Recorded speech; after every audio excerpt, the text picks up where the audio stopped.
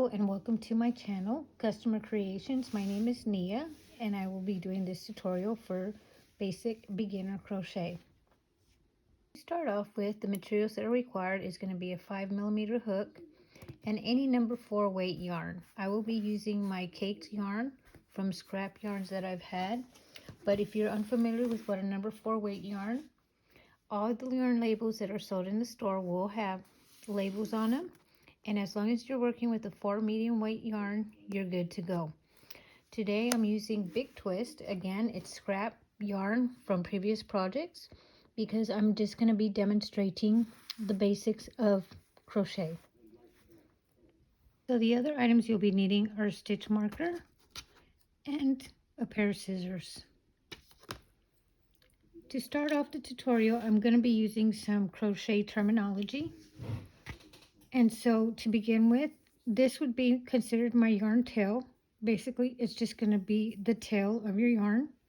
And the yarn that is coming from your skein is going to be called the working yarn. Okay? So anytime I say the working yarn, it should be coming from your skein.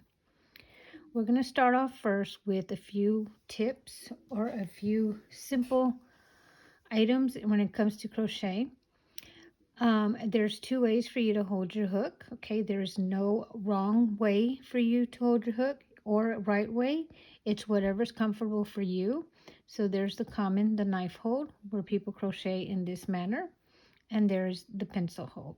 Okay, I do the pencil hold. That's how I was taught, and that's how I'm most comfortable working with. Okay, so with that being said, let's start with a slip knot. A slip knot is basically going to be the beginning of any crochet project, especially when you're working in rows. And so for this instance, we will be working in rows. We are going to be making a simple swatch. Okay, so with that being said, I would like for you to take at least 3 to 4 inches of your yarn tail and taking your thumb, your pointer, and your ring finger, go ahead and pinch that yarn just like that. To make your slip knot, I want you to wrap it around the top of your fingers, your pointer and your ring finger. Turn your work upside down, or your fingers upside down, apologies. Cross it over in the back. Turn your fingers right side up. Okay, and if you notice, I had been holding the yarn tail with this, my thumb and my other finger. So I'm just going to take the working yarn and I'm just going to put it under there as well. So I'm holding both the yarn tail and the working yarn. I'm going to go ahead and grab my hook, insert it under the first loop, and then picking a second loop, I'm going to bring it through the first loop. And while I'm doing that, I'm going to slowly let my fingers fall out, and I'm just going to pull on that yarn loop.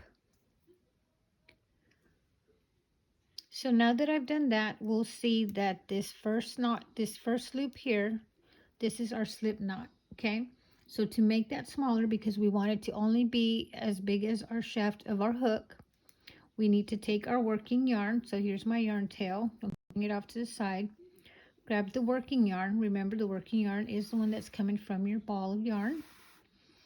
Take that working yarn, pinch it, pinch the knot that you see in this slip knot, and slowly pull the working yarn. You want it to easily move across your hook. Okay, so that is the perfect tension, the perfect loop size for your hook.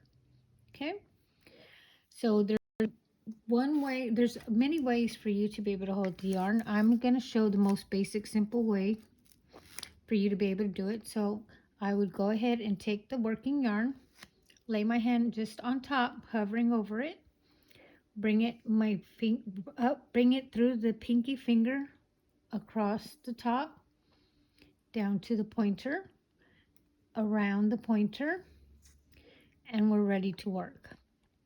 So you always want your yarn to be taut. You don't want it loose. So if you notice, this is how taut it should be. You don't want it to be super tight like this, and you don't want it to be super loose like this. You need to have the perfect, just taut. Okay, just taut is what we need. So what we're going to do now is I want to show another simple trick or hack that I've learned throughout the years. So the easiest way for you to bring your yarn through this loop is if you keep your hook facing downward, just like this. And reason being is because that hook was made to go through that loop upside down. Okay? If we try and go this way, it gets snagged. If we try and go to the side, it gets snagged. The easiest way is to hold your hook facing downward, just like that. You will have no issues and it'll go easily through it. The other thing is I would like for y'all to yarn over from the back to the front. Reason for that is because when you yarn over from the back to the front, if you notice, your hook is going to snug that yarn. Okay, it's going to snug that yarn just like that way before you get to that loop, making it an easy transition to go through the loop. Okay, again, so we're going to yarn over from the back to the front, hook facing downward, go through the loop. And we're going to continue in this manner, and we are forming chains.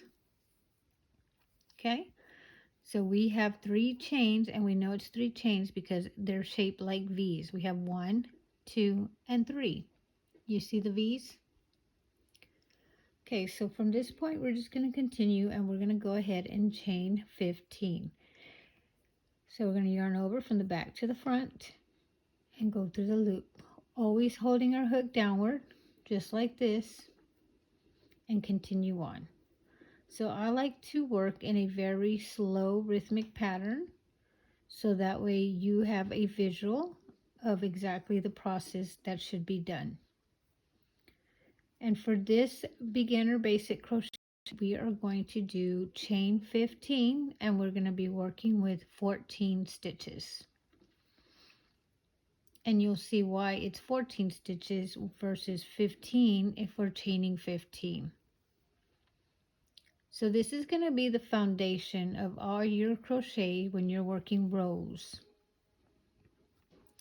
You're going to yarn over from the back to the front and go through the loop. From the back to the front and go through the loop.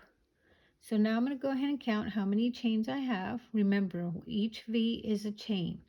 1, 2, 3, 4, 5, 6, 7, 8, 9, 10, 11, 12, 13, 14, 15. So I have 2 too many. So I'm going to keep my finger on that 15th, and I'm going to go ahead and let go of 1 and 2. I'm going to insert my hook back into my loop. And from this point, we're going to go ahead now and we're going to work in this direction of our chain. Okay? So when we work in rows, our work is going to go one way, back another, one way, back another, one way, and back another. Okay? And so most times when you start reading patterns, or even if you follow along with YouTube, they will tell you to start either in the second or third, or even sometimes the first stitch or chain that you made. So this loop is just that. It's a loop. It's not considered anything else but a loop. Okay, so here's our first chain and here's our second chain. So when it says to start in the second chain from the hook, that simply means we're not going to go in that first one, but we are going to start here. So when we do that, we're going to place our hook. If you notice, our stitches are V's. Remember, I said they're little V's. Well, if you notice, your hook fits right on those V's. So if you just lay your hook on top of that V and through, you're going to be able to catch both loops of your chain. See, we have front and back. So we're going to bring some yarn right back out. Leave it on the hook. Now we're going to go ahead and yarn over from the back to the front, keeping our hook facing downward. Go through the 2 loops that are there. So this technically is our very first single crochet. So we are making crochets. I'm going to go ahead and pull up my loop a little bit, take my hook down because I want to show you all that stitch. So there it is right there. What you're going to do with your stitch markers, you're going to go ahead and pick up that front loop and the back loop, just like that. And if you can see your stitch marker in between, you've picked up the front loop and the back loop of that stitch. and close it. Okay, so my reason for stitch markers for beginners is because when we start as beginners, we're not very familiar with our stitches. We can't see them. It isn't until later that we keep practicing and we keep forward with crochet that we'll start noticing and seeing, there's my stitch there, there's my stitch here. But when we first start, a lot of times we're always missing the first or the last stitch of every row, and then your work starts forming into a triangle.